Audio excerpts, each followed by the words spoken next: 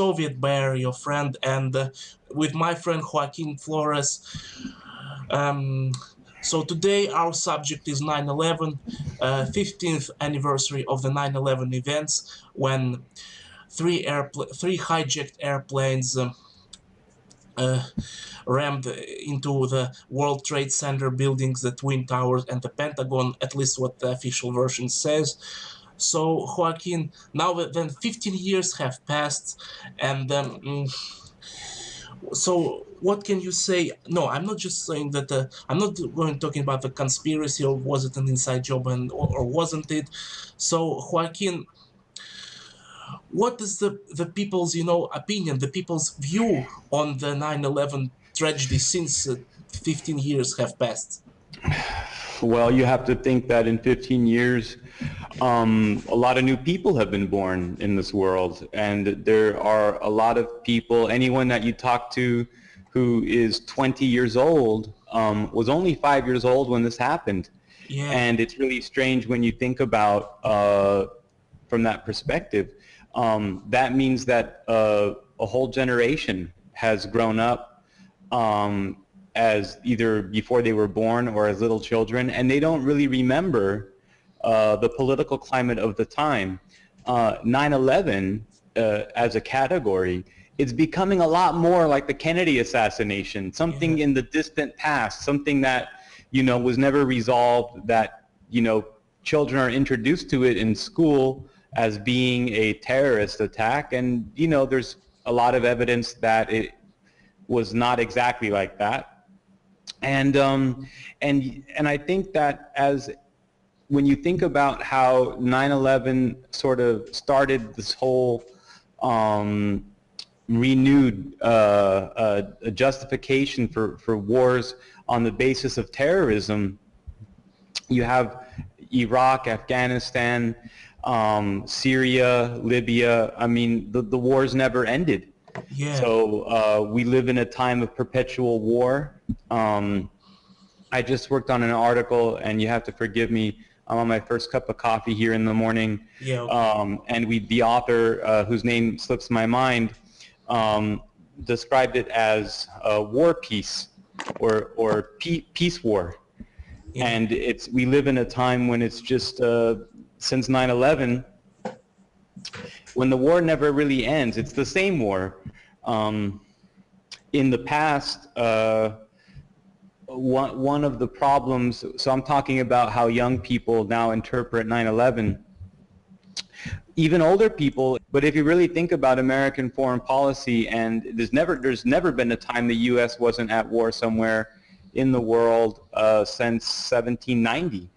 So it's just a normal, it shouldn't be, but it's a normal state of affairs for the U.S.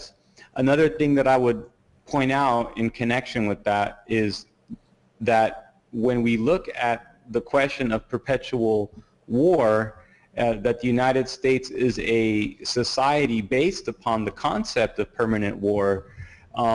It's very strange that you have children in school or people who are learning that there were wars, and like they had beginning and ends. There was World War II, Korean War, Vietnam War, and so forth, the Persian Gulf War. But the military actions never were ending. There's a permanent, U.S. has permanent occupation all over the world, has over 800 military bases, and many of those are doing, actions here and there. There's a surveillance state. There is, permanent aggressive stance in Eurasia and in Europe. The U.S. is still occupying Germany. So you have, when we think about September 11th, and not talking about, who did it, that's already been resolved and not very interesting to us. Yeah. What's interesting now is how far in the past it is. 15 years is, quite some time, and it's a lot of people just don't remember when it happened, and they grew up hearing the mainstream version, and a lot of people uh, don't believe the mainstream version either. So Yeah, Joaquin, I know that you are, you used to live in the United States in Los Angeles, and the only recently you moved to Serbia. So I want to ask you, you were an American, you're probably still an American citizen, though.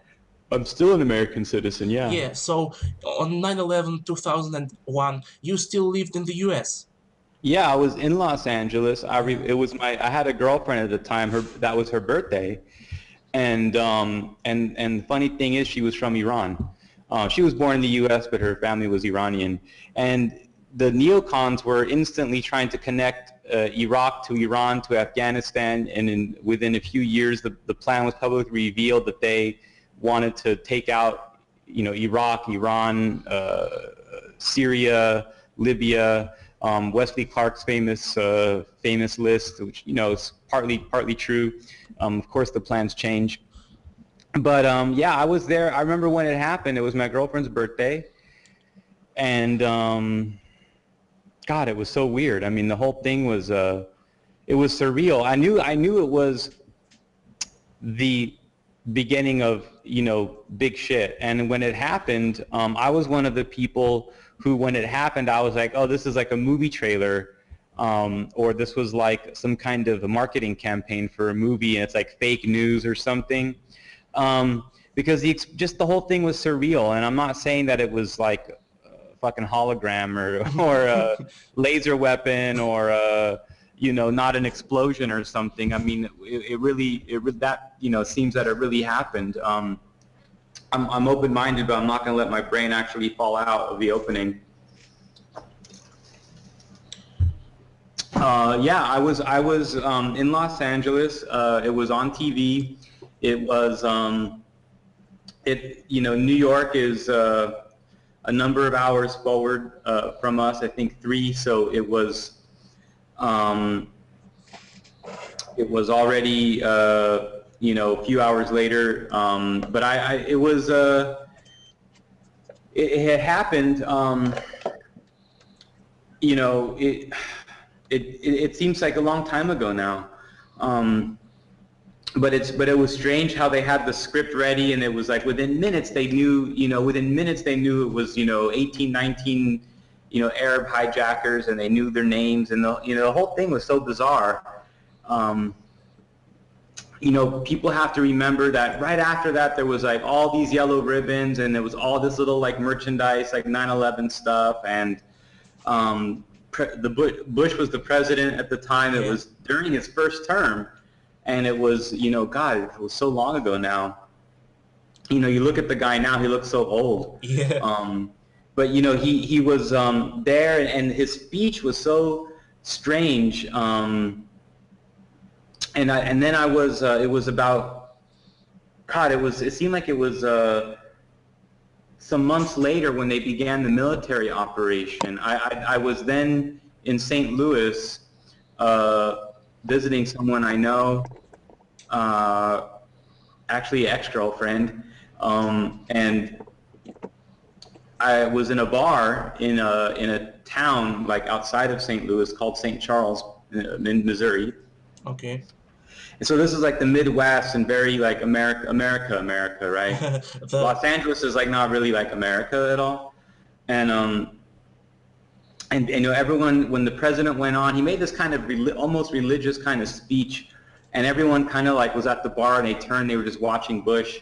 It was so weird. Like everyone was like transfixed on the screen. Like the screen normally would be like a football game or something on, and it was like completely bizarre. I mean, I was definitely, I had been radicalized. I had been like in deep, revolutionary politics since 1990, 91. Oh, okay. So when 9/11 was happening, I was already like, oh yeah, this is like another pretext, more bullshit. What's weird about it is I never, other parts of the left were kind of talking about blowback, and this is chickens have come home to roost kind of thing. And I never had that line. I never had that point of view that this was like really terrorism. It was like instantly, to me, I was already more on the, government operations tip. This is like an inside job. And I guess later it turned out that Israel was deeply involved. But it was, cultural, it was definitely a cultural shift. I mean, I experienced it. It was there. And I'll tell you other things that may be more interesting. 9/11 isn't just the beginning of these endless wars that we've already, explained actually have been endless since the beginning of the United States. Yeah. It was a complete change in American culture, not just about how we talk and think about war, but it was a complete change in American culture in pop music. Yeah. Before 9/11, music was pop music. There was a division there was like a firewall between different elements of the industry, and nobody before 2001 thought that like boy bands or that like those fake bands that the management puts together and stuff like that was real. Like no one over 13 years old would ever think that like something like NSYNC or before that like New Kids on the Block or whatever 98 Degrees, whatever these groups were at the time. Before that you had Menudo. Were real. It was like for little kids. It was like for under 13 years old. And then over 13 years old, unless you were developmentally retarded, bands were real. Like whether it was like hip hop, rock, pop, whatever, like groups formed because the people knew each other. And then they, got signed, they got a big break or something like that. They had a local scene, they were popular. And after 2001, everything became like Disney. Everything was like, these acts had existed for like 1 or 2 years before 9/11, but after 9/11, it became completely monopolized. Disney and like Justin Timberlake and I'm trying to remember all these people from 16 years ago. Britney Spears. Christina Aguilera, like all of these were fake. Like no one, and then what happened is then it became like the music for 25-year-olds. Like this was so weird, and it was like brainwashing all at once. And the music industry completely changed.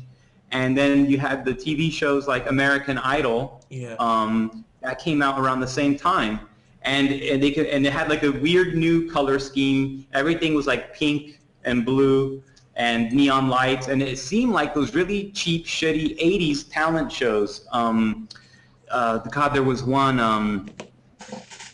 there was like, Ed McMahon used to host it. I don't remember the fucking name, but the culture definitely shifted. What people have to remember is that like in the 80s you had punk and you had rap, and the mainstream stuff was a little bit more like new wave, and first you had like the metal and the glam. Like you had the rocker guys with like the big hair. That was considered the most fake stuff. And then but you had like movies, a lot more interesting film. You didn't have CGI, which ages horribly.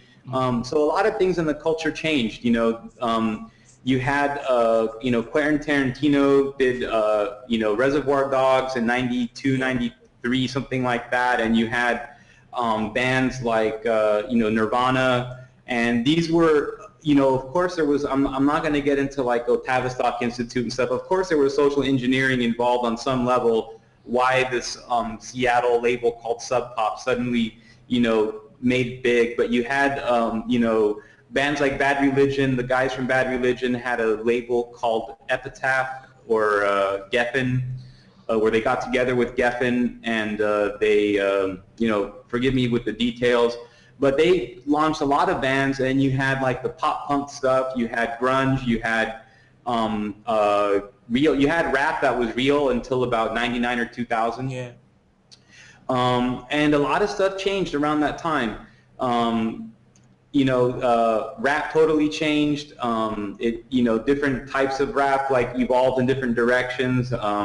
You've got like that weird, like stupid shit now that only strippers dance to, that the lyrics mean nothing. It's just like, hey girl, what's your name up in the club with the Alizé? Like that's totally not what hip hop and rap used to be about. And I know that there's still like real rap, but I'm talking about the good stuff actually used to be on the radio. Yeah. And it's just weird. There's no rock anymore. Like I'm saying rock is a general category, like, without there's not like, you don't like turn on you don't get stuff like in Los Angeles there was a radio station called K-Rock, KROQ, and they used to play like punk and new wave and some like crossover and stuff. There was a lot of like creativity. The thing about this is that there was counterculture. And even though I understand that counterculture was somewhat staged and managed, it still elevated the discourse. Like the lyrics still contained, creative elements, things that made you question authority, things that made you question society itself. There was some intelligent stuff even in pop. And after 9/11, all of that began to disappear, all of it. And the movies got so stupid, and I don't want to like insult people or anything, but grown men like being into like superheroes and shit like that, just I cannot, I cannot relate to it. It's a weird fucking, I mean, I know those people have been into it since forever and whatever, they're hardcore about it. That's great. It's a cool hobby, I guess. But I mean, this whole thing with like Spider-Man, fucking, Avengers, like this was all kids stuff. So yeah. I feel like ever since 9/11, there's been like a kind of infantilization. Yes, it's made it childlike. Infantilization. And infantilization of the culture, right? I mean, it's just so strange. I mean, I think about the last 15 years, people have gotten way more rude and stupid, and it was hard to imagine that Americans could even become more that way, but they did, passing all expectations, and it's just amazing. I mean, you get like people being, this whole sort of like whatever floats your boat, or you can't even really get into good conversations with people. I'm not talking about strangers because I understand personal space. I'm talking about even like with people you're supposed to be at a party, your friends, whatever. It's like you can't even talk about anything. Everything is like TMI. Everything is whatever floats your boat. Everything is like, okay, bro. And it's just, there's this passive aggressiveness built in the culture, and it's anti-intellectual as well. It's just hardcore anti-intellectualism. It's like people are afraid to be seen talking about a subject, or they don't have any information, and they feel all of a sudden self-conscious that their ignorance is like going to come to light in a minute, and they just want to keep the conversation on very stupid stuff. And I'm not talking about people who historically wanted to keep it simple. I'm talking about people who walk around looking like they're smart. People who like to walk around wearing little fucking hipster glasses and little skinny pants and shit. Those are the fuckers now who are like the anti-intellectuals, and they go around trying to look like they're artistic or whatever, and they don't know the first thing about art or anything. So the whole culture is very strange. I mean, I found the whole thing very toxic, and between 9/11 and the murder of Gaddafi, for me, is like a single period, And after the murder of Gaddafi, as I see really like the counter-hegemonic forces really began to get more serious. I know that in 2006 there was the Hezbollah and Israel had a war. Yeah, 2006. And Russia supplied anti-tank guided missiles to Hezbollah. If I remember, it was a Cornet or something like that. Yeah, that was a big turning point in watching all those stupid IDF soldiers crapping their fucking pants in the field and pissing themselves and crying to mom on TV and stuff. And Israel just could not take you. That's when it was really exposed. I grew up in the 80s, a lot of Jews in my neighborhood, a lot of Zionists and Jewish youth members, and the Anti-Defamation League was very big growing up. And all these fucking Zionist kids, I mean, they were like my friends and stuff. And before I was politicized, and they're always like bragging about Israel's got the greatest army air force in the world, and it's like, oh, we're the best air force. And Israelis always brag about this stuff that they didn't build, that's not theirs, so they bought, or it was given to them. And it reminded me of the Saturday Night Live skit with Belushi and Aykroyd back in the 80s when they were like aliens landing on a planet, trying to colonize it with someone else's technology. And the whole thing is just so surreal now. Then you had 2008. You had you had Russia kind of clean up its own backyard with the Chechnya, Dagestan, and with anti-terrorism. Yeah, right. Well, that's the big turning point. Was then in South Ossetia and Abkhazia.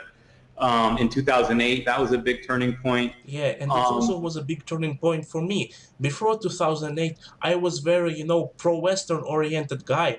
I thought that Russia and America were going to be friends, and even then, during that time, I used to believe that Russia's place is in the EU.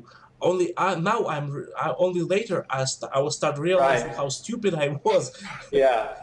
Well, it seemed that there was different visions of the EU, and Russia still is not against being part of the EU, but they don't. But you can't have the New York banks controlling Brussels. I mean, there's a way that they had in mind for Russia to be part of. I don't want to say the EU because that's like its present incarnation, but an EU. There was definitely, and there's still this idea of like a Eurasian Union that would include Europe. So this is like a thing. But obviously, Yeah, if EU is an extension of NATO, that's a non-starter. I yeah, think that's absolutely, the absolutely. I'm not against being in the EU, in the EU, Europe in the Eurasian Economic Union, but right. I'm absolutely against of Russia being in the EU as an extension of NATO and under the Right. It's control of the that's London, New York banking cabal. purely Atlanticism. Yeah, Yeah, just pure Atlanticism. yeah,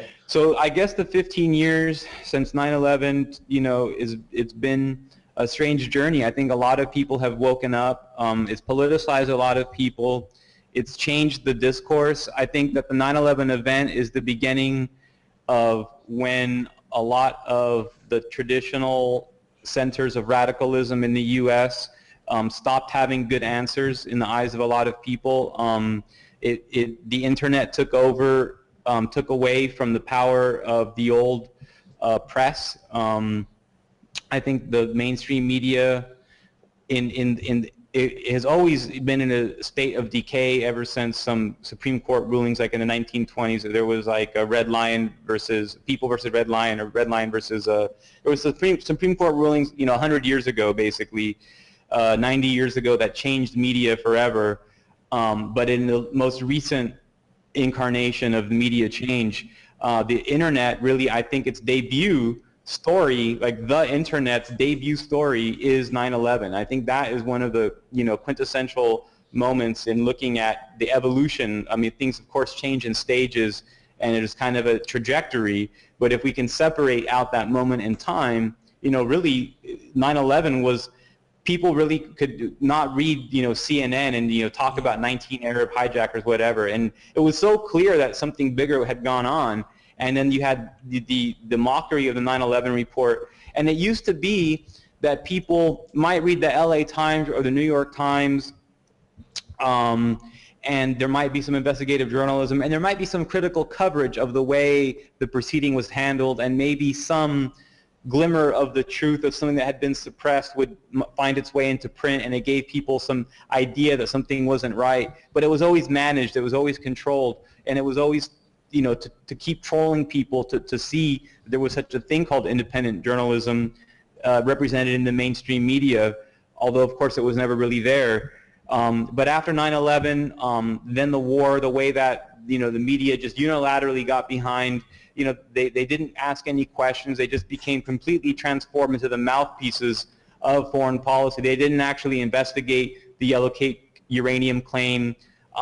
The whole thing on 10 Downing Street with the dodgy dossier and Tony Blair's version of the 9/11 lie, the weapons of mass destruction, Colin Powell's presentation to the UN kind of looked like like a cheap imitation of when the U.S. delegation showed the UN some 40 years before that the Russian missiles being installed in Cuba. yeah, And it was just there was no critical journalism, there was no critical coverage, and it forced people out of the mainstream. It forced people into the internet. And of course there's a lot of quack theories, and there's a lot of bad ideas about 9/11. There's a lot of distractions about 9/11. The physics of it, and the nature of how the buildings came down is very interesting. But unless you were like already an engineer or an expert, it's, I think, hard to determine that. But people did know that you had NORAD. yeah. There was no way that you were just going to have a plane have its transponders turned off, or just going to go off course for many hours, and that it's not going to be like they're not going to scramble jets. They're not going to. It just the whole thing. And then you had Norman Mineta's testimony, and the thing that happened in the Pentagon seemed like they were talking about not shooting down the planes. I mean, there's different ways to read that, but when you look at the relationship really between the neocons and the Office of Special Plans and Douglas, was it Faith or Fife, and Wolfowitz and Pearl, and that their coordination with Tel Aviv, and how they had set up like dual offices, anchoring Tel Aviv's policy to Washington, or vice versa rather, and how Langley was basically doing the work of Tel Aviv. In the aftermath, it's been pretty crazy because they, Iran really was able to capitalize off of the destruction of Iraq in a way that might turn things around and looks like might resolve some long historic problems. I mean, even though they turned it against Saddam Hussein, and there's been some good journalism that talked about how Saddam Hussein's, society inside was not that bad in terms of developmental model stuff and literacy and life expectancy and education and opportunities for women and all that jazz. Like the way that Saddam Hussein let himself be a tool of U.S. imperialism against Iran, I think was a big historic crime. And the gassing of the Kurds, which probably happened, and so forth. Certainly there was the use of mustard gas and biological weapons against Iranian soldiers, and Iraq started that war. Iraq started that war against Iran, and that war was horrible. I mean, there was several million dead soldiers in that, and tens of thousands of civilians or more, and people don't know about it. It was in the 80s. At the same time, when Saddam Hussein moved against Kuwait in the first Gulf War, probably that was legitimate because Kuwait was stealing Iraqi oil, and they had been actually egged on by the Americans to do this, to provoke precisely that kind of confrontation, to give the Americans the pretext. But it was a strange target for the Americans on the one hand.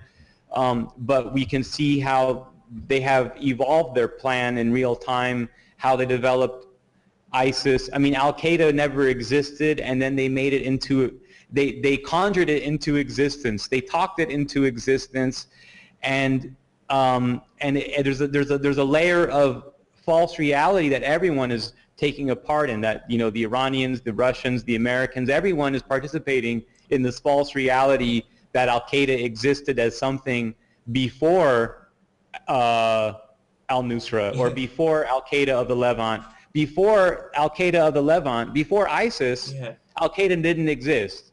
It's just a separate ISIS faction that has some different backing networks that are as part of the same backing network.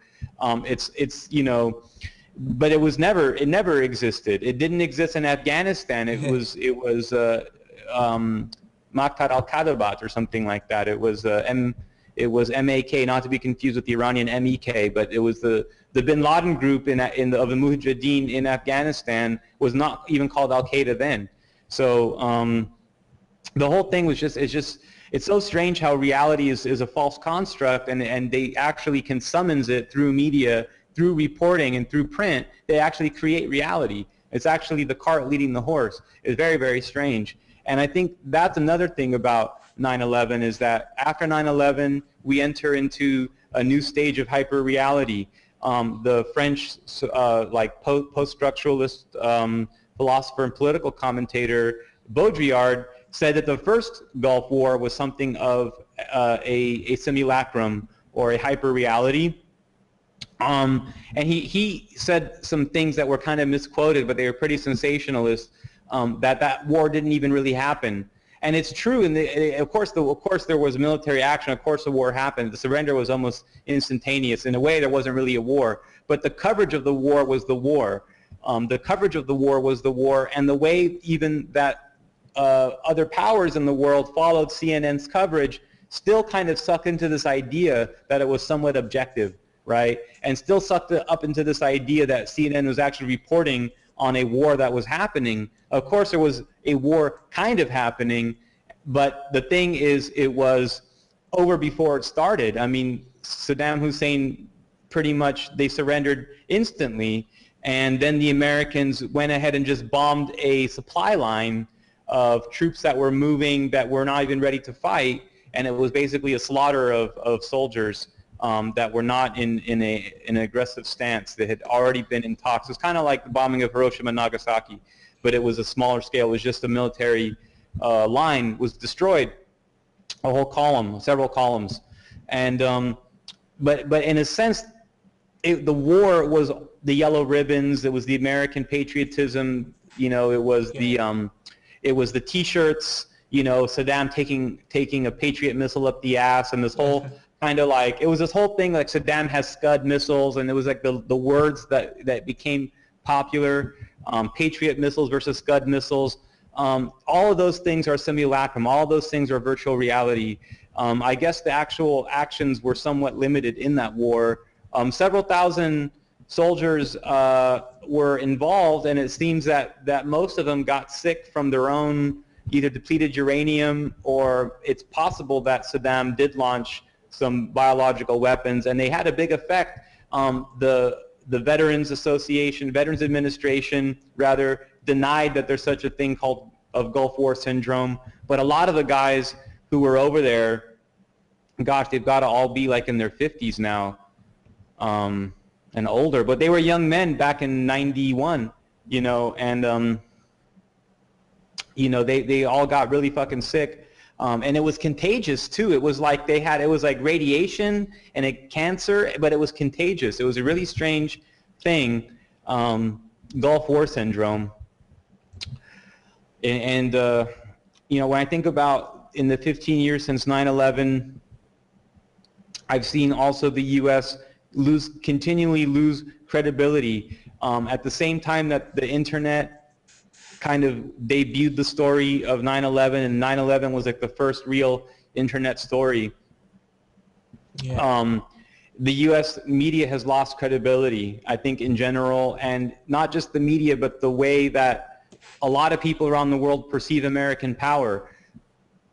You have to think, people who don't remember have to look back to the 80s was like the pinnacle of Hollywood promoting American power and unilateralism and trilateralism. Like every movie like American Ninja and all these fucking stupid movies were like about America and Japan and you know, fighting against all kinds of you know, Soviets and Chinese and shit.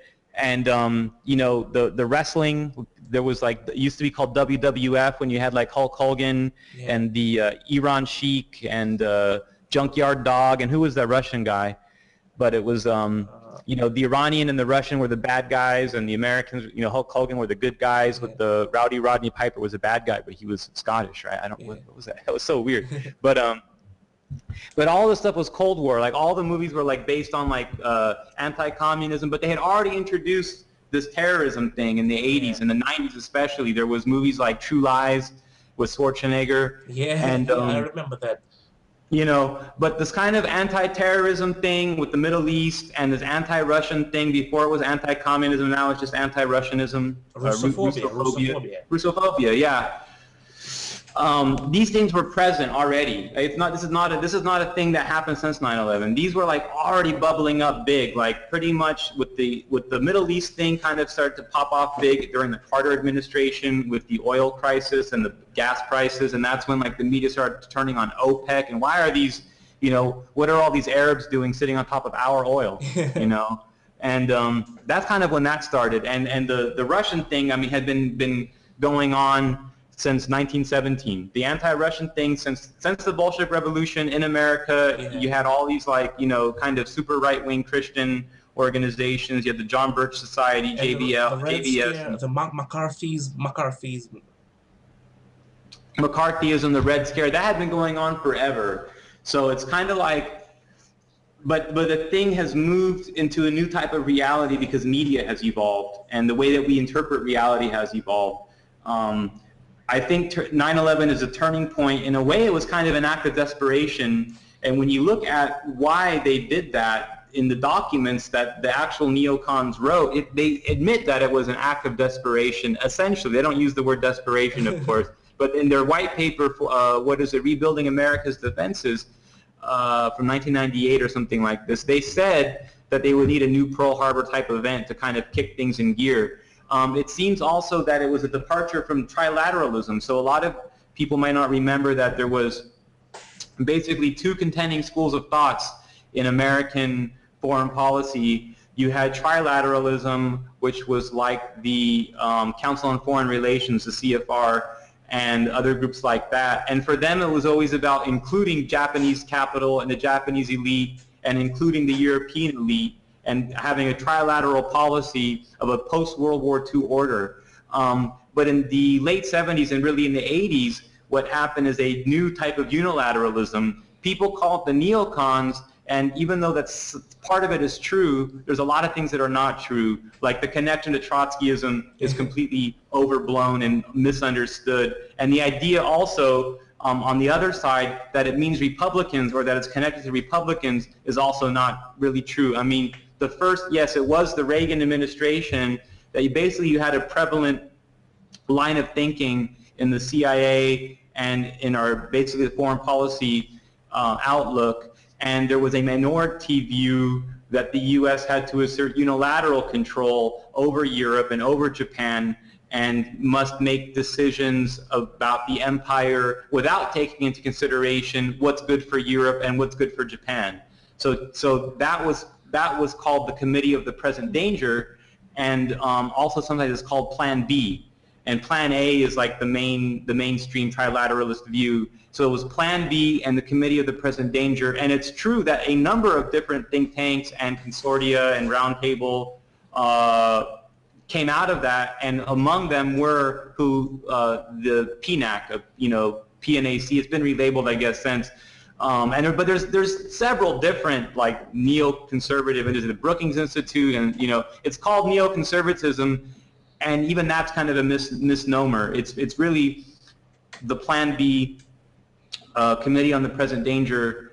Unilateralism is really the basic concept. There's unilateralism.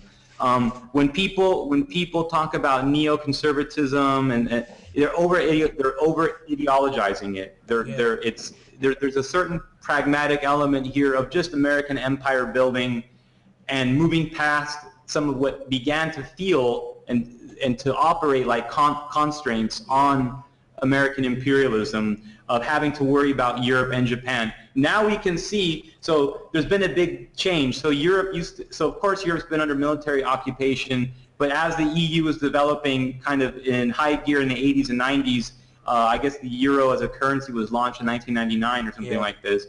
But they had an independent policy to a certain extent. I mean, it was still within the context of the Cold War and NATO.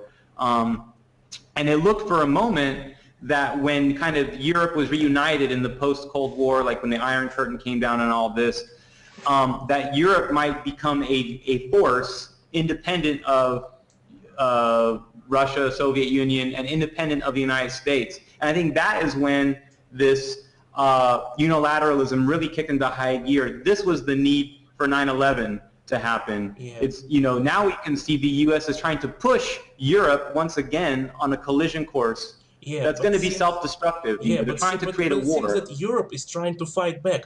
I mean, first it was the foreign minister of Germany, and now it's the foreign minister of France saying that. The foreign minister of France saying that no, the TTIP is not going to pass. Right. It seems that Europe is fighting back. Yes. And it's hard to see always. And the thing is that if people have a black and white view, or I would say an unrealistic or a naive understanding, or don't have any measure or any context to measure these things to, if you don't have like a sort of rubric or a matrix to kind of put these pieces in, you won't understand what's happening, because it seems like a lot that Sarkozy or Hollande and Merkel and all these people just do exactly what the NATO wants all the time. And even though at critical times they make statements that are frustrating, or they do things that, when you actually analyze deeply the actions, you see that they're actually sitting in two chairs, but they're very careful the top leaders say the things that are Atlanticists, but they allow the sort of lower cabinet members and people in the departments to say things that are a little bit more Eurasianist. Yeah. And if you're not following closely, and there's a lot of the big things, of course, the U.S. has gotten its way, but a lot of little things don't get reported. And then because you have also among anti-imperialists people who have wrong-sized expectations of Russia, or they don't understand what Russia is doing, then they start to make conspiracy theories about that Russia's part of the problem, or that they're not serious, or that they're making mistakes. There's a lot of backseat drivers and armchair analysts. I'm sorry, but I got one name on mind, and it's Brandon freaking Martinez. I don't want to talk names, man. I don't want to talk names. Of course, there's people who are even more, better covered and better known than that, who are definitely suffer from Chicken Little syndrome. But I will just talk in general, because this is not about anyone in particular. This is about a trend. This is about a lot of little cliques and a lot of people who are activists online, clicktivists and shit. They've probably never been to an actual demonstration or participated in a general strike in their life, but they're clicktivists. I've been to a lot of demonstrations, to a lot of rallies. Yeah, right. No, that's the thing. You have to, if you're not physically involved in the world, you're not doing fucking shit. And you know what? In fairness, you might live in a smaller town or something like that, but politics is local, and you can get caught up in reptilian Illuminati theory and shit like that, But if you actually can build critical density in your community, if you live in a small town, you can take control of the sheriff's office through elections. You can elect a new mayor. You can you can take over the city council and start to change ordinances. Change the police chief. You can definitely end things like police brutality. Yeah. You can get some of these privatizing companies who are trying to buy up water rights in your community. You can actually kick them out if you turn politics local on that level. But I don't want to digress. Yeah.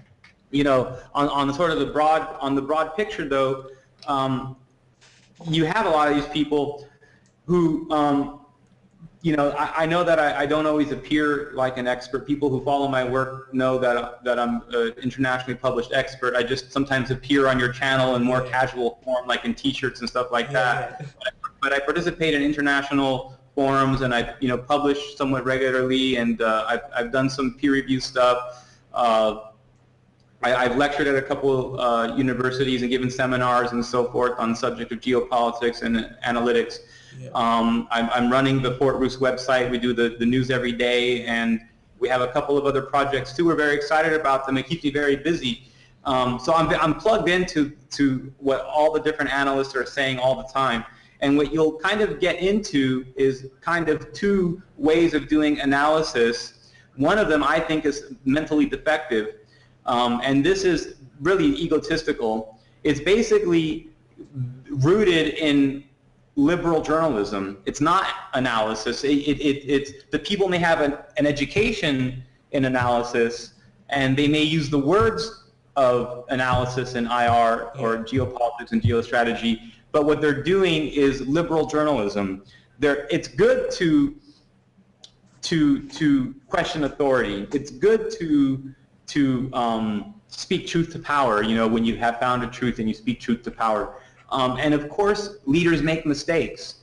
But the idea that everything is a mistake is just fundamentally, the idea that the Iraq War was a mistake completely fails to understand. But analysts who are not really analysts, they're pundits, they like to think that they're the ones who should have that job there and that they would have done it better, or that, they're trying to, or they're consciously involved in disinformation because they misapproximate, or they're trying to speak to an audience which still has illusions, but I think that that's talking down to the audience. In other words, they might know better, but they say, Obama made a mistake by attacking Libya, or Bush made a mistake by invading Iraq. No, these were not mistakes. These were clearly planned. I mean, you can talk about the different plans and you can analyze their plans, but only once you've demonstrated a mastery in understanding their logic, what their thoughts for the plan was, then you can say, and of course hindsight is 20/20. So everything is,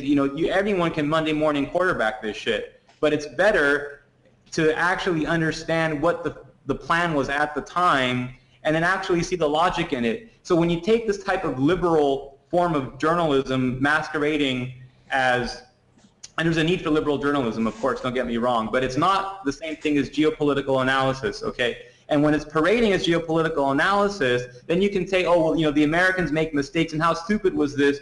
Because they said that they are trying to find weapons of mass destruction, and there wasn't, so it was a mistake. And it's not, of course, you know, the war was about something else. And likewise, when they take that same type of analysis and then apply it to Russia, first of all, now you're really fucking up, because you're an American analyst. Yeah.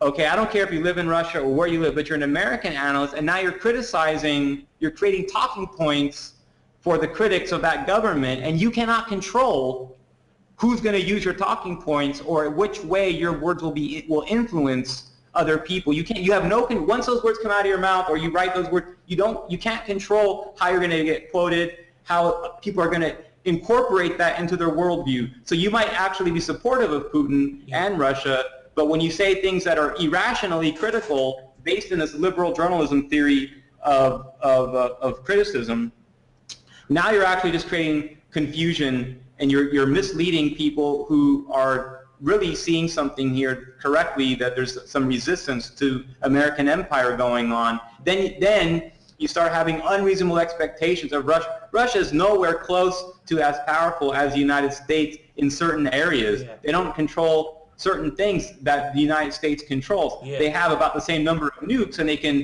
definitely defend themselves in Russia, but they can't just like, oh, send the Navy to Cuba or something to protect Cuba, or they can't, you know, send the army to Venezuela. The way that America can send the army across the Atlantic, Russia can't send its army across the Atlantic, you know, or across the Pacific, you know, the way that America can. It does not have that economy. It has half as many people.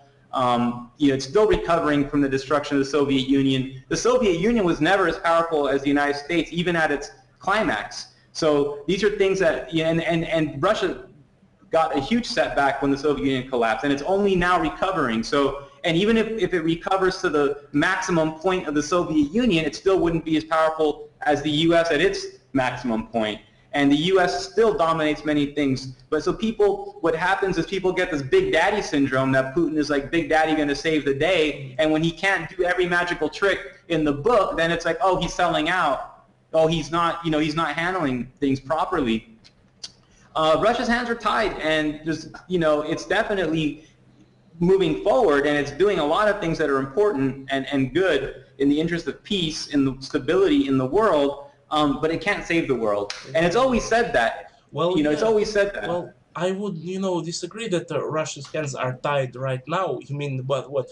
I think Russia is gradually, you know, steadfastly regaining all of the sovereignty, and I can see. I agree. And I can see that the fifth column is already being purged. You know, and I agree. I don't want to overstate this hands are tied thing. I'm just saying that they're not. What I mean is that they're not able to send their army across the Atlantic to liberate. You know, like every coup, like when the coup happened in Honduras, they couldn't send special forces to, you know, reverse the coup, Hillary Clinton's coup. We must not forget that Russia is, after all, a land power, and the U.S. is a sea power. And if the U.S. You know, tries to start some shit in Eurasia or to invade Russia, they are doomed to lose. Absolutely. No, that's a very good point. And the dynamics of a sea power versus a land power, or, you know, a land power we call it telluric power, sea power we call it thalassocratic power, from the Greek, earth and sea. And as a land power, of course, they rely on building alliances. Land powers cannot dominate from a central core a whole landmass, because you have to build nodes, basically railways and highways and communication and electrical things. Airports. And you can't, airport. You can't maintain all that unless you have support at the different nodes. So you need, you know, Beijing, you know, Berlin. Yeah. You need Paris. You know, you have to connect the dots here. Absolutely. Tehran. You know, you can't. There's no way that a land power is going to dominate every node, because there's too much space in between, and you're not going to have the local support that you need. It's very different from a sea power, which has a navy historically, or aircraft carriers in the more recent incarnations, and then creates little micro colonies of trying to control the elites by using its power as a sea power, and basically what's called the blockade, using the navy to blockade and then economically, first of all, make the country dependent economically on trade, which it shouldn't be in the first place. And then once it is economically dependent on trade, then you can put the blockade on them to control their elites, to control their government. So you're right. There's a very big difference between sea power and land power, and I should include that in when I'm discussing it. Yeah. And I think that the problem in American journalism parading as analysis is that, first of all, you don't control your audience. Yeah. Secondly, it involves Monday morning quarterbacking and backseat driving, and it's possible to in retrospect look at maybe what they could have done differently. But whenever you begin to construct counterfactual histories, you begin along a course of logical fallacies, because each thing that you proposed that they could have done differently begs the question of why that thing happened. And usually there were forces in play, the inertia of which was acting along a causal line of predetermination, if you will, that meant that this had to happen a certain way. So I think that stronger analysis, looking at this kind of post-9/11 world on the 15th anniversary of 9/11, there's been I think a renaissance of analytic thinking. I think that we've moved away from idealism and moved away from value judgments. Yeah. I'd like to see less backseat driving and Monday morning quarterbacking in the analytic world. We definitely have to first understand why what happened without vague theories about, well, the central bank is not sovereign. I mean, yes, or the Zionists and the reptiles and shit. I mean, you have to really look at, well, what happened on such and such date? What policy was in play? What data are they working with? What's the real long game here? People misunderstand all the time why Lavrov and Putin refer to their geopolitical opponents as their partners, because they don't understand the language of diplomacy, and they don't understand how they're playing the media. They don't understand how they're playing the internal Russian discourse, and also they don't really understand what a partner means in contract law or in bargaining. Your partner is you have basically several types of bargaining, and you can have like positional bargaining, or you can have a win-win bargaining. And the post-Cold War order to Russia-U.S. bilateral relations has always been in this pretext, however false that it is. The pretext is that it's not positional. It's not positional bargaining, that it's win-win, right? And so, in other words, that's why, and whenever you have an agreement, whenever you're operating with someone within the framework of an agreement, they're your partner. They're your partner in that agreement. Your partner. Your legal entities, your partners in this agreement, and they keep using this word to remind the international community and to remind the press and to remind the public that there are agreements in place.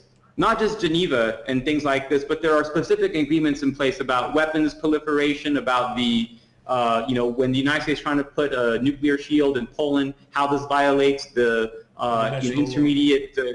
international law, how it violates agreements that Russia has with the United States on proliferation of medium-range missiles, INTP, and so forth. So these are this is what Russia means when they talk about their partners. They're not stupid. They don't think that America is their friend, and they've also called them their geopolitical opponents. Quite recently, about a year and a half ago, was a big change in how they talk about it. But they still use partners wherever the word partner fits. So there's a lot of things, people,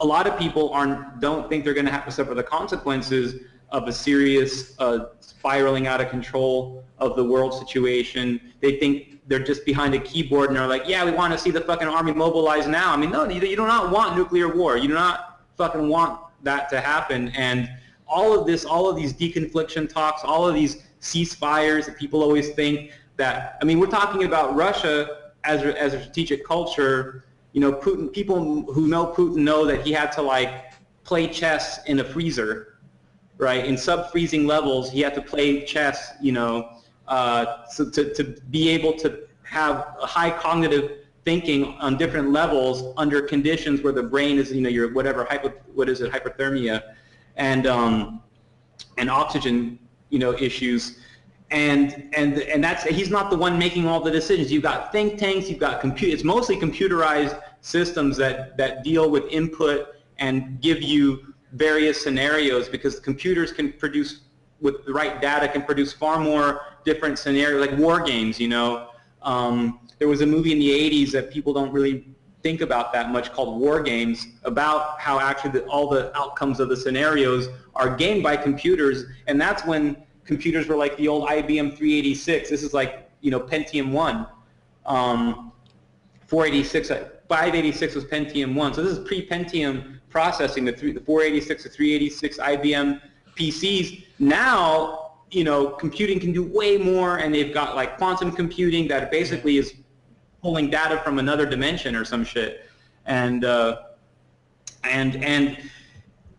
a lot of it is not even prone to human error. Yeah. A lot of it's not even prone to human error, and the things that they're doing are calculated. And even 60 years ago, computer, like even using like Abacus and like the old IBM punch card computers, like the German Wehrmacht and the American Army and the Japanese were all using computers even back then to like determine, well, what's the chances of success based upon this number of supplies and this and that. So even in World War II, the Japanese knew they only had a 7% chance of winning World War II, but they knew they had a 0% chance of surviving if they didn't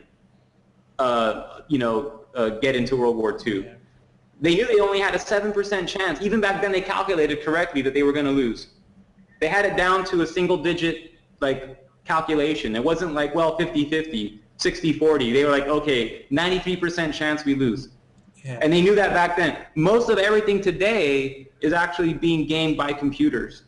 And the computers are only as good as the data, but there's thousands and thousands of people whose job it is just to collect data. And there's thousands of people going to school for international relations. And you know, that's the gist of it. So I think that in the post 9/11, I think that literacy on world events has increased a lot, and understanding these events has improved. Yeah. And you know, I think that people have lost trust in the government. Yeah. Entirely, and more so than just it's you know, you always had the left in the United States, the radical left, which was against American empire, and before 9/11, the right, the so-called right, or the right, different types of rights, libertarian right, constitutional right, there's different rights. But they focused a lot on these kind of internal questions. Most of them were Vietnam apologists, and that had been the big war up until the time. And they weren't really focused so much on Saddam Hussein and the first Gulf War. I mean, they like supported the Americans basically. Libertarians didn't, but the rest of the right did. And 9/11 really changed, I think, has created a bridge, an opportunity where it created a kind of right-wing anti-imperialist, and it's not really right-wing, it's American right-wing. It's a type of liberal conservatism. It's also a reaction to where the new left took the left also. So I don't want to get into a confusing discourse about that, but it created a let's say, for very much generalizing and very much not staying true to a more clear lexicon, a right-wing anti-imperialism. Yeah. And that's a new thing in the last 15 years. And because before they were Cold Warriors, and you have, you know, like the John Birch Society and the Liberty Foundation, these groups were just rah, State Department, everything that was anti-communism. I guess they were against war if it was unjust wars, but every war in the Cold War was connected to the Cold War. So they would have supported every action whether it was, supporting the Contras in Nicaragua or the war, Reagan's war on Grenada, Bush's war in the Middle East was connected to the Cold War in some way in their minds. And, all of this I think has changed a lot. So that's how that's like the long version of the 15th anniversary of 9/11. Yeah. Oh, okay. And thank you for having me today. Yeah. Thank you too, Joaquin. Joaquin, I think we have to wrap it up right now because I have stuff to do. You probably also have stuff to do. So yeah, it was great pleasure to have you here on my channel. It's been a long time. It's been a while I didn't have you on my channel. So yeah, thank you for coming. Yeah, and you're also free to come again. And I'm also glad to have you here. So yeah, bye. See you later. Bye. Bye.